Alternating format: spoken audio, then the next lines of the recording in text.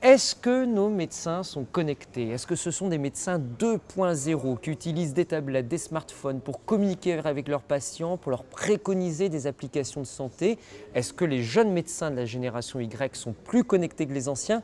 Eh bien, l'association Isidore a mené l'enquête et vous allez le voir, les résultats ont de quoi nous faire réfléchir.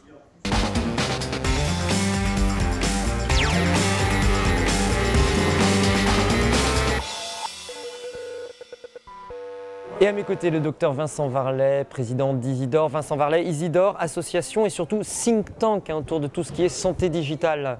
Oui, on a voulu regrouper finalement beaucoup de compétences, tous les acteurs du monde de la santé digitale, à commencer par les patients, puisqu'on travaille pour les patients, les professionnels de santé, les éditeurs, les annonceurs et aussi les développeurs, parce que finalement, lorsqu'on est plusieurs, on réfléchit mieux. Alors pourquoi cette enquête autour des professionnels de santé, des patients et des applications pour les relier? Qu'est-ce que vous vouliez savoir? Eh bien, on voulait avoir la connaissance de l'usage, parce qu'on compte souvent les téléchargements, mais le téléchargement ne veut rien dire, puisqu'on s'aperçoit qu'au bout de 6 mois, 90% des utilisateurs ont jeté leur application parce qu'ils ne s'en servent pas. Donc ce qui nous intéressait, c'était de savoir quelle est l'utilisation des applications en santé pour le professionnel. Alors il y a plusieurs constats, on va les prendre les uns après les autres. Premier, en tout cas les professionnels sont bien connectés, voire même ultra connectés. Oui, puisqu'on s'aperçoit qu'ils ont aussi bien une tablette qu'un smartphone. Le smartphone, on a dépassé les 80% de smartphones.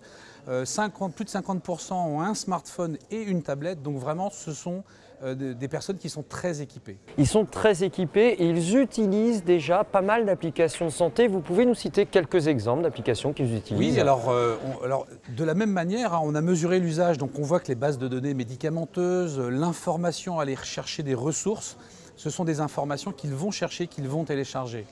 Les calculateurs médicaux, vous savez, pour aider le diagnostic ou le suivi, un aide-mémoire, ça c'est très utilisé. Alors ils utilisent des applications pour eux, pour leur attrait professionnel, leur plaisir aussi professionnel. Est-ce qu'ils en utilisent en lien avec les patients?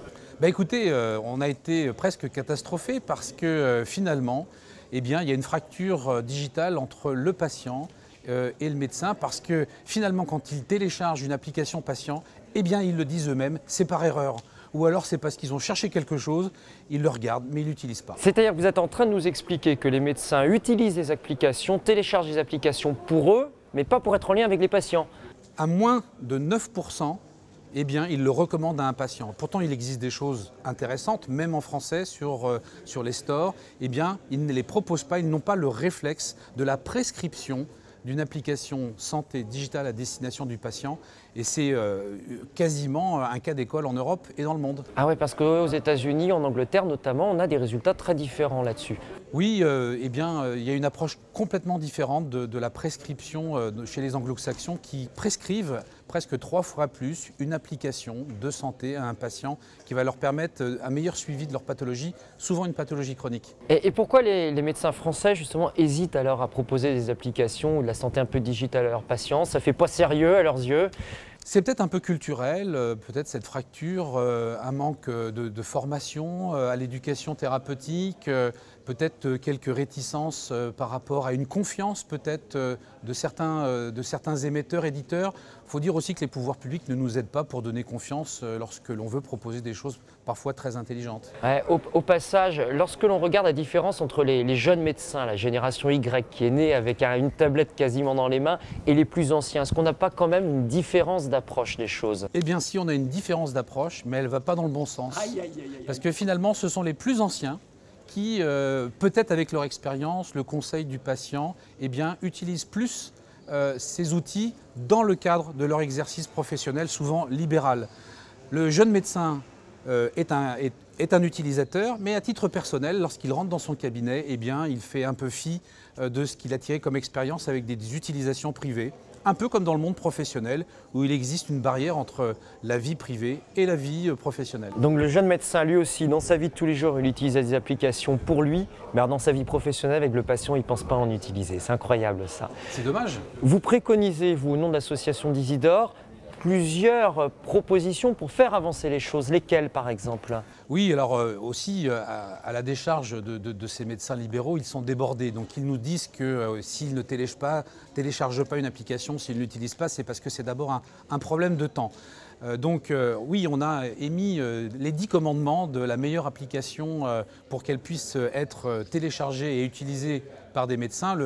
Tout simplement, c'est être focalisé sur la pratique et sur l'usage du médecin dans son exercice. Et pas de gadget, on n'a pas besoin d'avoir des fioritures, ce qu'il faut c'est que ça soit utile à son exercice. Et puis aussi des choses très simples, des graphismes qui soient utilisables, très simples d'utilisation, si possible gratuits ou à des prix modérés. Vous voyez, ce sont quelques trucs et astuces qu'on voudrait transmettre aux éditeurs d'applications mobiles. Vous attendez aussi de la part des pouvoirs publics peut-être un changement d'état d'esprit pour faire changer la manière de faire changer la culture du monde médical en matière digitale. Ce qui serait intéressant, c'est qu'il y ait des partenariats, peut-être un peu de clarification, pas seulement sur des labels, des certifications, mais qu'on puisse peut-être aussi faire confiance à des éditeurs, puisque plus de 80% des médecins téléchargent des applications, quels que soient les éditeurs. Donc ils ont leur propre, vous savez, conscience qui permet d'analyser, de savoir si quelque chose est sérieux ou pas. Sinon, ils la jettent. Donc c'est aussi à la recherche de partenariats et on aimerait bien que les institutionnels reviennent auprès d'Isidore pour partager justement ces bonnes pratiques. Voilà, appel lancé donc en direct sur notre télé de la e-santé. Merci professeur Varlet et à bientôt.